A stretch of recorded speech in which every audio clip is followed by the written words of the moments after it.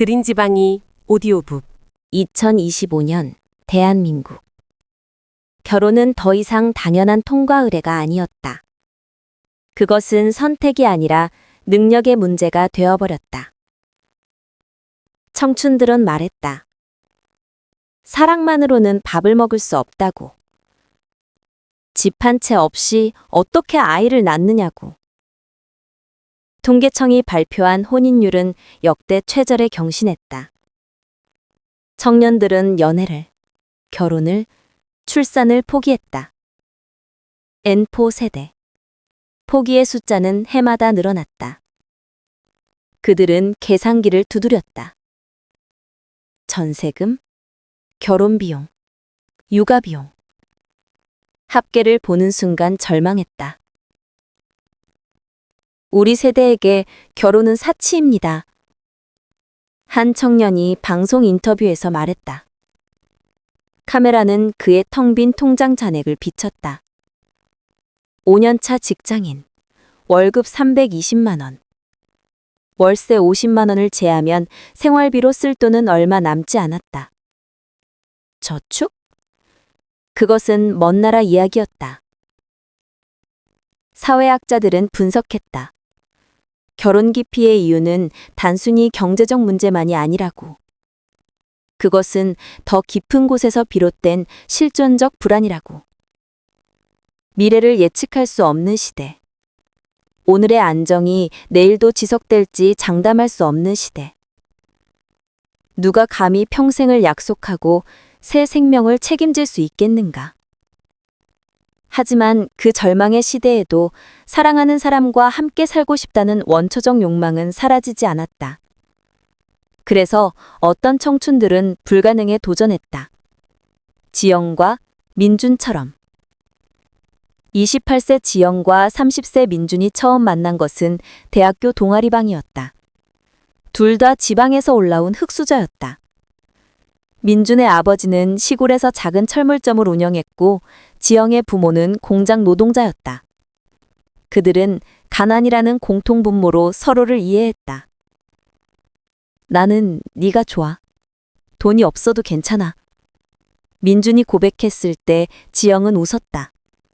하지만 그 웃음 뒤에는 두려움이 있었다. 사랑만으로 살 수 있을까? 현실은 그렇게 호락호락하지 않다는 것을 그녀는 알고 있었다.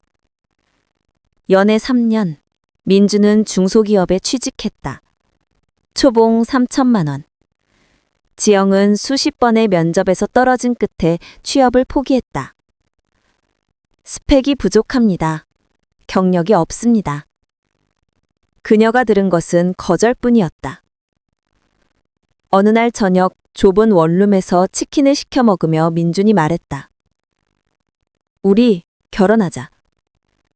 지영은 치킨을 먹던 손을 멈췄다. 결혼? 우리가? 집도 없는데? 전세라도 얻으면 되지. 부모님께 조금 도움받고 우리가 모은 거 합치면. 그래서 얼마야? 1억 정도는 될 것 같아. 1억? 서울에서 전세를 얻기에는 턱없이 부족한 금액이었다. 하지만 그들에게는 그것이 전부였다. 결혼식은?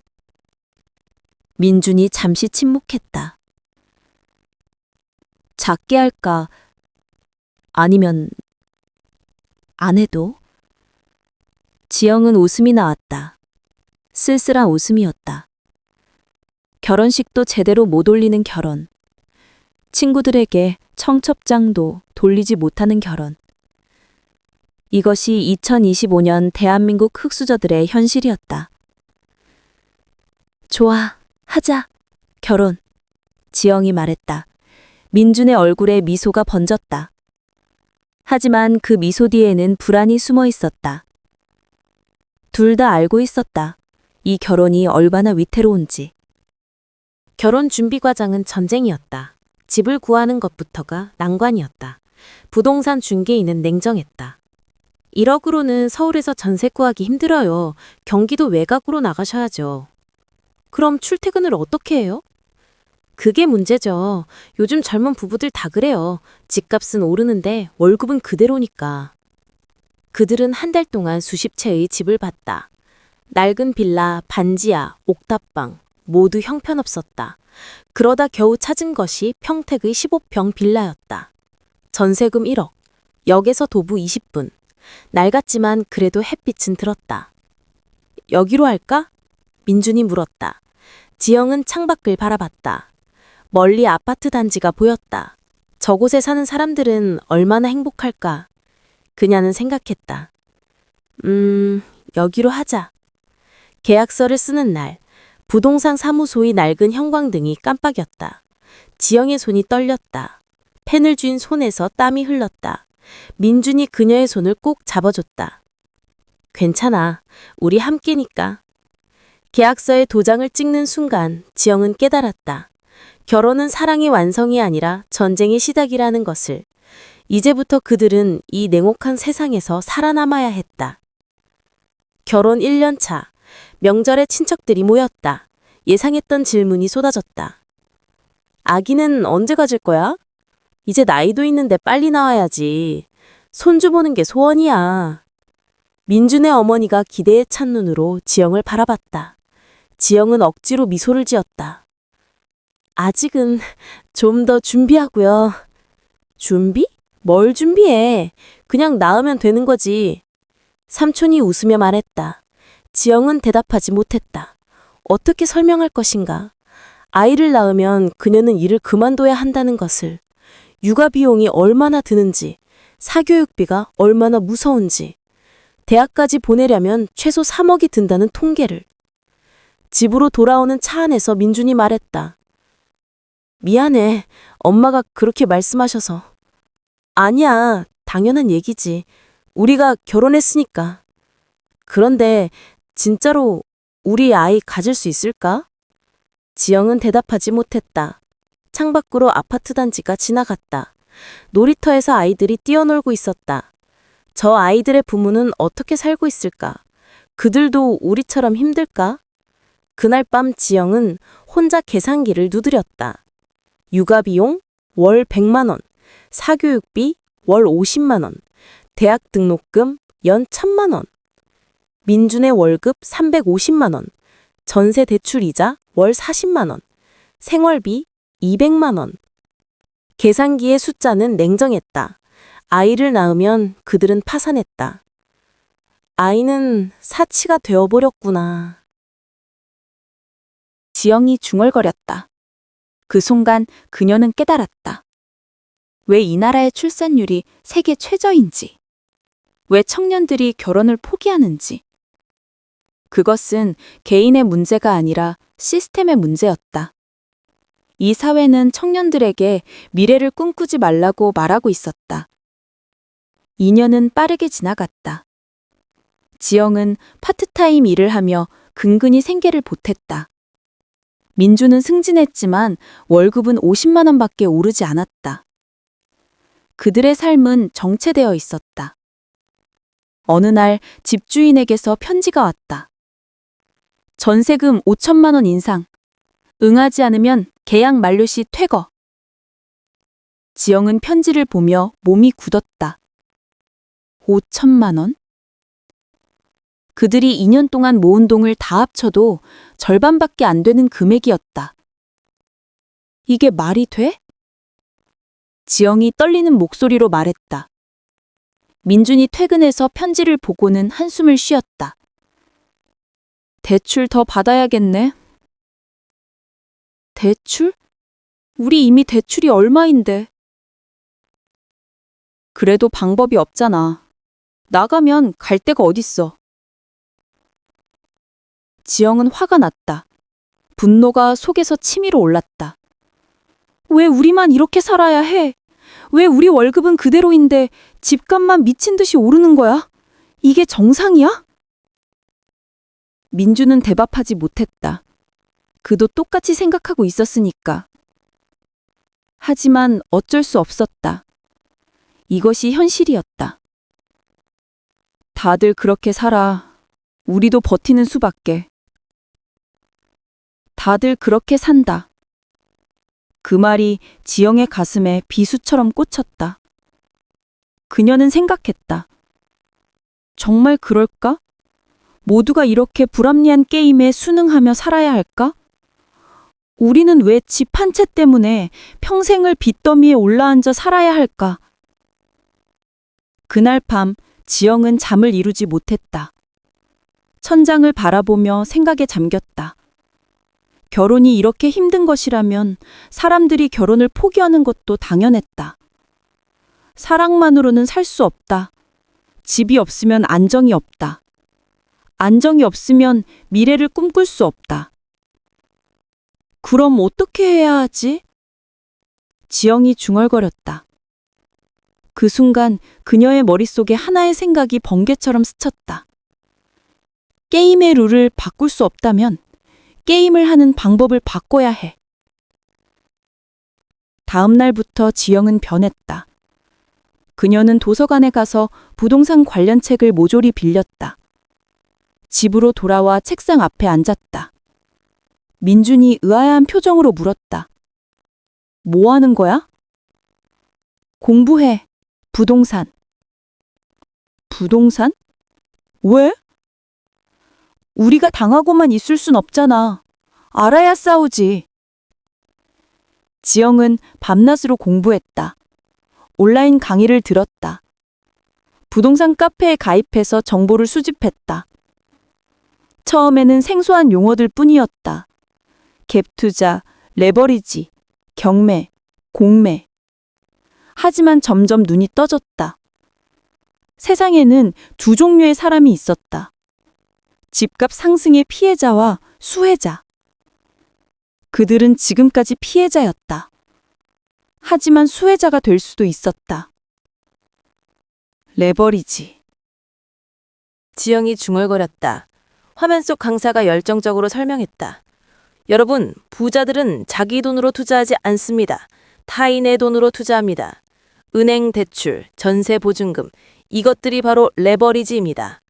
적은 자본으로 큰 자산을 움직이는 것, 그것이 부자가 되는 비밀입니다. 지영의 눈이 반짝였다. 그녀는 이해했다. 가난한 사람은 돈을 벌기 위해 일한다. 부자는 돈이 돈을 벌게 만든다. 책상 옆에는 식은 라면이 놓여 있었다. 지영은 그것을 허겁지겁 먹으며 노트에 필기했다. 그녀의 노트에는 숫자와 계산식이 빼곡했다. 민준이 걱정스러운 눈으로 아내를 바라봤다. 너무 무리하지 마. 건강 상하면 어떡해? 괜찮아. 나 지금 재밌어. 지영의 눈빛은 살아있었다. 오랜만에 보는 생기였다. 민주는 더 이상 말리지 않았다. 아내가 뭔가를 찾은 것 같았다. 공부하면 할수록 지영은 깨달았다. 부동산은 단순한 투자가 아니었다. 그것은 이 사회의 작동 원리 그 자체였다. 그녀는 책을 읽었다. 경제학, 역사, 철학까지. 그리고 이해하기 시작했다. 왜 청년들이 결혼을 포기하는가? 집이 없기 때문이가. 왜 집을 살 수 없는가? 집값이 너무 비싸기 때문이다. 왜 집값이 비싼가? 부동산이 투기의 대상이 되었기 때문이다. 왜 투기가 가능한가? 레버리지라는 시스템이 있기 때문이다. 그렇다면 해답은 명확했다. 그 시스템을 이용하는 것, 피해자가 아니라 플레이어가 되는 것. 어느 날 밤 지영은 노트에 이렇게 썼다. 결혼 기피의 본질은 경제적 불안이다. 그 불안의 뿌리는 주거 불안정이다. 주거를 안정시키지 않고서는 어떤 미래도 설계할 수 없다. 그렇다면 나는 주거를 안정시켜야 한다.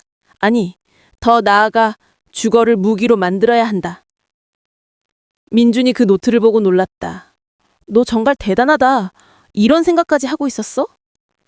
당연하지. 우리가 왜 이렇게 사는지 이유를 알아야 싸울 수 있잖아. 그런데 이게 옳은 일일까? 민준의 질문에 지영은 잠시 침묵했다. 그녀도 고민했다. 부동산 투자는 윤리적으로 옳은가? 자신도 투기꾼이 되는 것 아닌가? 하지만 그녀는 결론을 내렸다.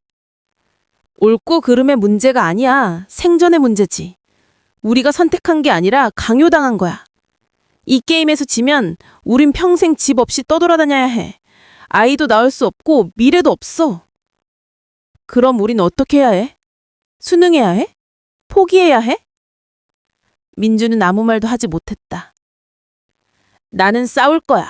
이 불공정한 게임 안에서라도 이기는 방법을 찾을 거야. 그게 우리가 살아남는 길이야. 지영의 눈빛은 확고했다. 민주는 고개를 끄덕였다. 그래, 해보자. 나도 도울게. 그날 밤 두 사람은 늦게까지 이야기를 나눴다. 결혼이란 무엇인가? 사랑이란 무엇인가? 행복이란 무엇인가? 그들은 깨달았다. 결혼은 사랑의 증명이 아니라 생존의 동맹이라는 것을. 이 냉혹한 세상에서 함께 살아남기 위한 전략적 파트너십이라는 것을. 낭만적인가? 아니다. 현실적인 것이다. 지영의 첫 투자는 신중했다. 그녀는 6개월 동안 시장을 분석했다. 발로 뛰며 현장을 답사했다. 그리고 마침내 하나의 물건을 발견했다. 평택의 낡은 오피스텔. 매매가 1억 5천, 전세가 1억 3천, 갭은 고작 2천만 원. 부동산 중개인은 고개를 저었다. 이 물건은 잘 안 나가요. 너무 낡았거든요. 차라리 다른 거 보실래요? 아니요, 이걸로 할게요. 지영은 단호했다. 그녀가 계산한 바로는 이 물건이 가장 안전했다. 갭이 작으니 리스크도 작다.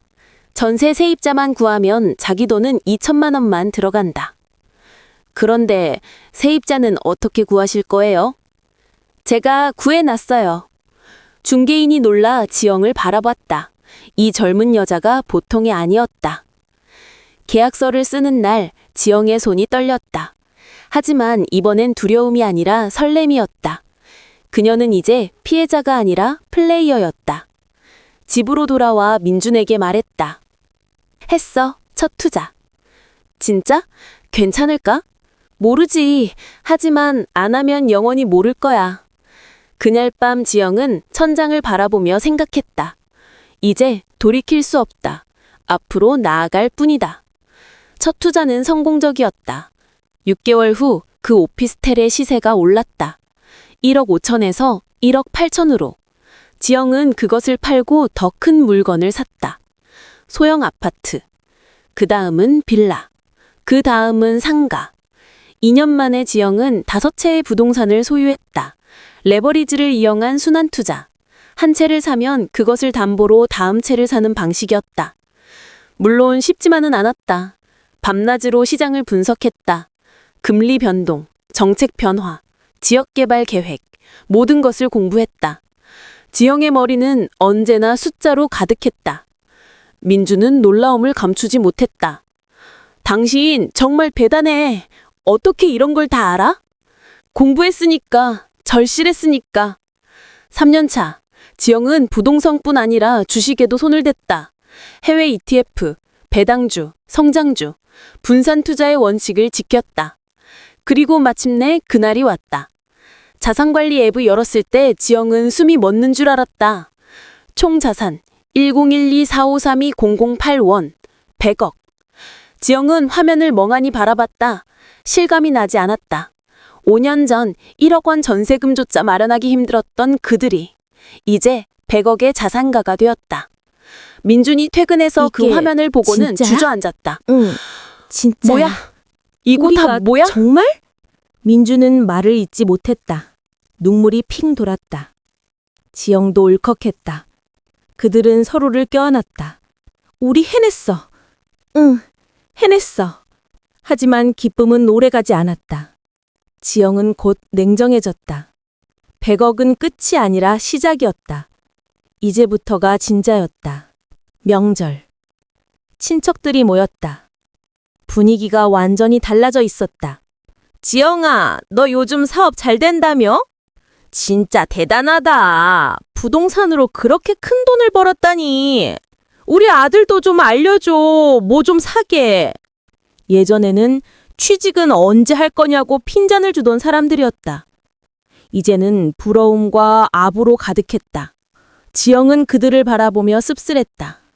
사람들은 변하지 않았다. 돈이 모든 것을 바꾼 것이다. 민준의 어머니가 조심스레 물었다. 그런데 손주는 언제 볼 수 있을까? 지영은 잠시 침묵했다. 이제 그들은 아이를 낳을 여유가 있었다. 경제적으로는. 하지만 그녀는 망설여졌다. 조금 더 기다려주세요. 왜? 이제 돈도 많은데 뭐가 문제야? 문제는 돈이 아니에요. 지영이 조용히 말했다. 그럼 뭔데? 시간이요.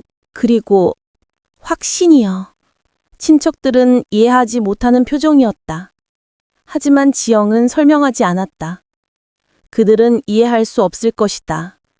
100억이 있어도 여전히 불안한 이 마음을. 집으로 돌아오는 차 안에서 민준이 물었다. 정말 아이 안 거질 거야? 지영은 창밖을 바라봤다. 모르겠어. 가지고 싶긴 한데 두려워. 뭐가? 제대로 키울 수 있을지. 이 세상이 더 나빠지면 어쩌지?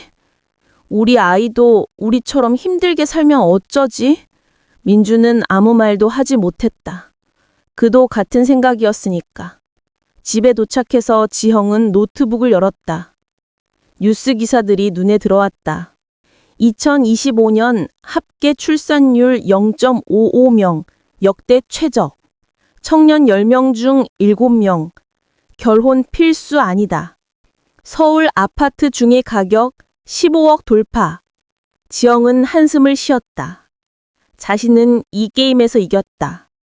하지만 이긴다는 것이 행복을 의미하지는 않았다. 오히려 더 많은 것이 보였다. 이 시스템이 얼마나 불공정한지, 얼마나 많은 청년들이 희망을 잃고 있는지. 우리는 운이 좋았어. 지영이 중얼거렸다. 운? 민준이 되물었다. 응, 우리에게는 초지 자본이 있었잖아. 1억이라도. 부모님의 도움이라도. 그게 없는 사람들은 어떻게 해? 이 게임은 공정하지 않아. 처음부터 가진 사람이 이기게 되어 있어. 우리는 그나마 시작선에 살 수 있었지만 많은 사람들은 시작조차 못해. 지영의 목소리에는 죄책감이 묻어났다. 그럼 우리가 잘못한 거야? 민준이 물었다. 아니, 우리는 살아남기 위해 한 거야. 하지만 이 시스템은 잘못됐어. 집이 투기의 대상이 되면서 모든 게 망가졌어. 결혼도 출산도 꿈도. 그날 이후 지영은 변했다. 단순히 돈을 버는 것에서 멈추지 않았다. 그녀는 생각하기 시작했다. 왜 이 사회는 이렇게 되었는가? 무엇이 문제인가? 어떻게 바뀌어야 하는가? 그녀는 책을 읽었다. 경제학, 사회학, 철학. 애덤 스미스부터 칼 마르크스까지, 도마 피케티까지. 그리고 깨달았다. 부의 불평등은 필연이 아니라 구조의 문제라는 것을, 주거가 상품이 아니라 권리가 되어야 한다는 것을, 청년들의 미래를 담보로 소수가 부를 축적하는 시스템은 지속 가능하지 않다는 것을. 어느 날 저녁 지영은 민준에게 말했다. 나 강연 좀 해볼까 해. 강연? 무슨? 부동산 투자. 그리고 이 사회에 대해서. 사람들이 듣고 싶어 할까? 모르지. 하지만 해야 할 것 같아. 내가 배운 것들을 나눠야 할 것 같아. 민주는 아내를 바라갔다. 그녀는 더 이상 돈에만 집착하는 사람이 아니었다. 그녀는 변하고 있었다. 대학교 강의실. 청년들이 모여 있었다. 지영은 단상에 올라 마이크를 잡았다. 떨렸지만 침착하게 말을 시작했다. 안녕하세요. 저는 5년 전만 해도 여러분과 똑같았습니다. 백수였고, 가난했고, 미래가 보이지 않았습니다. 청중들이 집중했다. 그때 저는 결혼을 했습니다. 주변 사람들은 미쳤다고 했죠. 돈도 없고 집도 없는데 무슨 결혼이냐고. 하지만 저는 사랑하는 사람과 함께 살고 싶었습니다. 누군가 고개를 끄덕였다. 전세금 1억을 겨우 마련해서 15평 빌라에 들어갔습니다. 그리고 2년 뒤 집주인이 5천만 원을 더 달라고 했죠. 그때 저는 깨달았습니다. 이 게임의 룰이 뭔지. 지영은 칠판에 적었다. 집은 주거 플러스 투기. 우리 사회에서 집은 단순히 사는 곳이 아닙니다. 돈을 버는 수단입니다. 그래서 집값이 오릅니다. 그래서 청년들이 집을 살 수 없습니다. 그래서 결혼을 포기합니다. 청중들이 웅성거렸다. 저는 이 게임에서 이기기로 결심했습니다. 공부했고, 투자했고, 성공했습니다. 지금 제 자산은 100억이 넘습니다. 놀라는 소리가 여기저기서 들렸다. 하지만 제가 여기 선 이유는 자랑하기 위해서가 아닙니다. 고백하기 위해서입니다. 지영의 목소리가 낮아졌다. 제가 번 돈은 누군가의 전세금입니다. 누군가의 꿈을 담보로 한 것입니다. 저는 이 시스템의 수혜자가 되었지만 동시에 이 시스템의 공범자가 되었습니다. 침묵이 흘렀다. 그래서 저는 여러분께 말하고 싶습니다. 개인적으로는 이 게임을 배우세요. 살아남아야 하니까. 하지만 동시에 이 게임 자체를 바꾸기 위해 싸우세요. 집이 투기의 대상이 아니라 삶의 터전이 되는 사회를 만들기 위해. 한 학생이 손을 들었다. 그런데 선생님, 현실적으로 우리가 뭘 할 수 있나요? 우리는 아무 힘도 없는데요. 지영은 미소 지었다. 힘이 없다고요? 여러분은 투표권이 있습니다. 목소리가 있습니다. 연대할 수 있습니다. 그리고 가장 중요한 것, 포기하지 않을 수 있습니다. 강연이 끝나고 집으로 돌아왔다. 민준이 웃으며 맞아줬다. 어땠어? 좋았어. 떨렸지만. 배고프지? 뭐 먹을래? 지영은 부엌을 둘러봤다. 냉장고에는 고급 식재료들이 가득했다. 이제 그들은 무엇이든 먹을 수 있었다. 하지만 지영은 찬장에서 컵라면을 꺼냈다. 이거, 컵라면? 진짜? 응, 오늘은 이게 먹고 싶어. 민준도 하나를 꺼냈다. 둘은 탁자에 마주 앉아 라면에 뜨거운 물을 부었다. 3분을 기다렸다. 김이 피어올랐다. 있잖아, 지영이 말했다. 응? 우리 행복해? 민준은 잠시 생각하다가 대답했다. 글쎄, 행복하다고 해야 하나? 안정적이라고 해야 하나? 똑같은 거 아니야? 아니야. 행복은 다른 것 같아. 뭐가? 민준이 라면을 한 입 먹으며 말했다. 집은 주거 플러스 투기. 우리 사회에서 집은 단순히 사는 곳이 아닙니다. 돈을 버는 수단입니다. 그래서 집값이 오릅니다. 그래서 청년들이 집을 살 수 없습니다. 그래서 결혼을 포기합니다. 청중들이 용성거렸다. 저는 이 게임에서 이기기로 결심했습니다.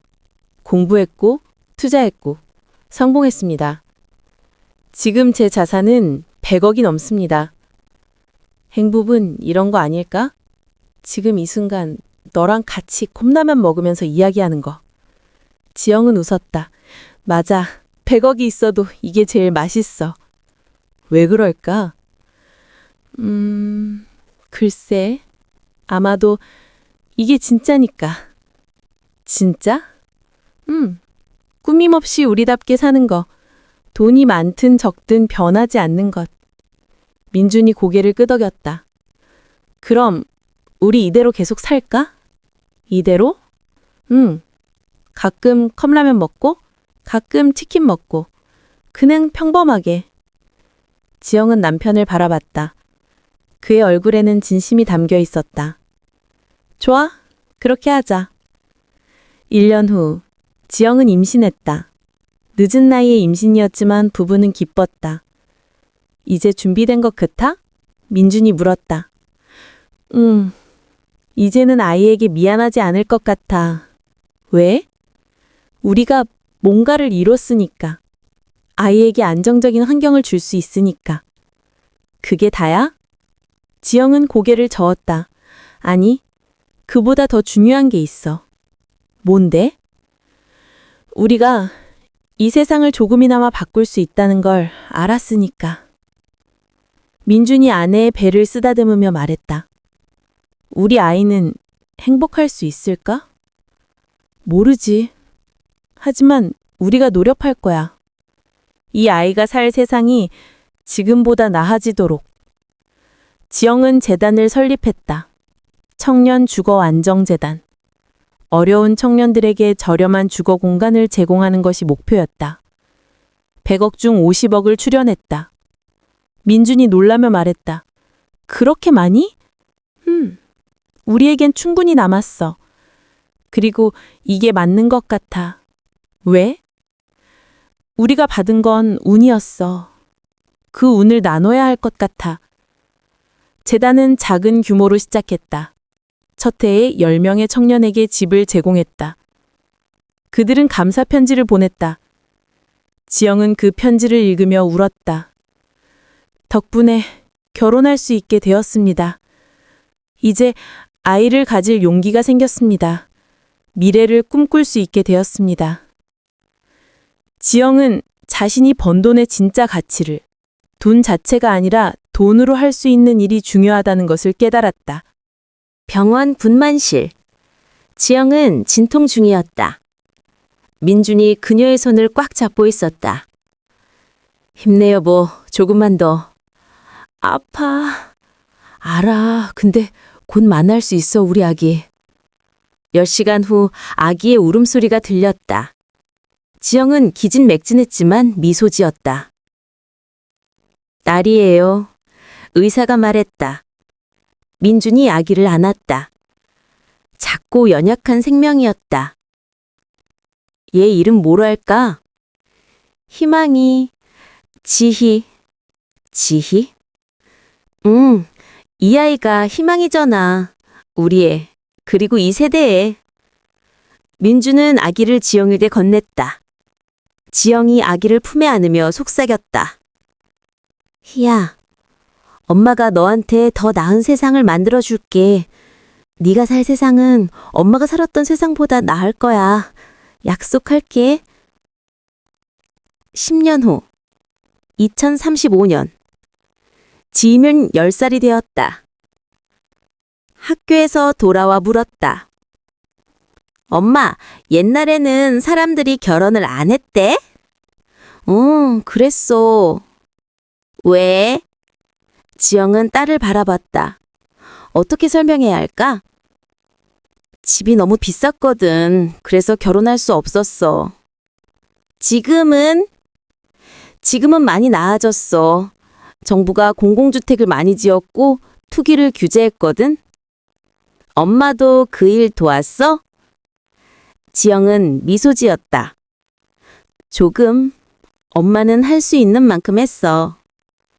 지희가 엄마를 안으며 말했다. 엄마 자랑스러워. 그 말에 지영의 눈시물이 붉어졌다. 저녁 식사 시간. 지영이 민준에게 물었다. 여보, 오늘 뭐 먹을래? 민준이 장난스럽게 대답했다. 치킨? 오, 좋아. 어떤 거? 뼈 있는 걸로. 둘은 웃음을 터뜨렸다. 지희가 이상하다는 표정으로 물었다. 왜 웃어요? 아, 옛날에 엄마 아빠가 가난했을 때 얘기가 있거든. 어떤? 민준이 설명했다. 엄마가 100억을 벌었을 때 말이야. 엄마가 가장 먹고 싶었던 게 뭐였는지 아니? 뭔데요? 치킨. 뼈 있는 거. 지희가 고개를 갸웃했다. 그게 왜 웃겨요? 지영이 딸의 머리를 쓰다듬으며 말했다. 희야, 행복은 큰 것에 있지 않아. 작은 것에 있어. 사랑하는 사람과 함께 먹는 치킨 한 조각이 있어. 그럼 우리 지금 행복해요? 민준과 지영이 동시에 대답했다. 응, 정말 행복해. 2045년, 지영은 55이 되었다. 그녀는 여전히 강연을 다녔다. 하지만 이제는 투자가 아니라 철학을 이야기했다. 우리 세대는 직 때문에 결혼을 포기했습니다. 아이를 낳지 않았습니다. 꿈을 접었습니다. 청중들이 조용히 들었다. 하지만 우리는 싸웠습니다. 개인적으로, 그리고 집단적으로. 그 결과 지금 여러분은 조금 더 나은 세상에 살고 있습니다. 하지만 아직 부족합니다. 여전히 불평등은 존재합니다. 여전히 누군가는 집 때문에 고통받습니다. 여전히 갈 길이 멉니다. 지영은 청중을 둘러보았다. 그래서 제가 여러분께 부탁드립니다. 포기하지 마세요.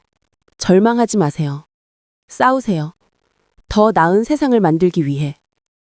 강연이 끝나고 한 젊은이가 다가왔다. 선생님, 질문이 있어요. 말씀하세요. 결국 선생님이 말씀하시는 행복이 뭔가요? 지영은 잠시 생각하다가 대답했다. 행복은요, 사랑하는 사람과 함께 컵라면을 먹는 거예요. 뼈 있는 치킨을 시켜 먹는 거예요. 작지만 진실한 순간들이에요. 그게 다예요? 아니요. 거기에 하나 더. 내일을 두려워하지 않는 것, 미래를 꿈꿀 수 있는 것. 그게 진짜 행복이에요. 집으로 돌아가는 길, 지영은 하늘을 올려다봤다. 별이 빛나고 있었다. 그녀는 생각했다. 우리는 이겼는가? 완전히는 아니다. 우리는 행복한가? 그렇다고 말할 수 있다. 우리는 옳았는가? 최선을 다했다. 중요한 것은 포기하지 않았다는 것, 싸웠다는 것, 그리고 조금이나마 세상을 바꿨다는 것. 집에 도착하니 민준이 문을 열어줬다. 30년을 함께 산 그 사람, 여전히 그녀를 사랑하는 그 사람. 늦었네? 응, 강연이 길어졌어. 배고프지? 뭐 해줄까? 지영은 웃으며 대답했다. 컵라면. 아직도? 평생. 둘은 탁자에 마주 앉아 컵라면을 끓였다. 김이 피어올랐다. 익숙한 냄새. 변하지 않는 맛. 100억이 와도 세월이 흘러도 변하지 않는 것. 그것이 바로 그들의 행복이었다. 흑수저에서 100억 보자까지. 하지만 그들의 진짜 행복은 여전히 컵라면과 뼈 있는 치킨에 있었다. 그리고 그것으로 충분했다.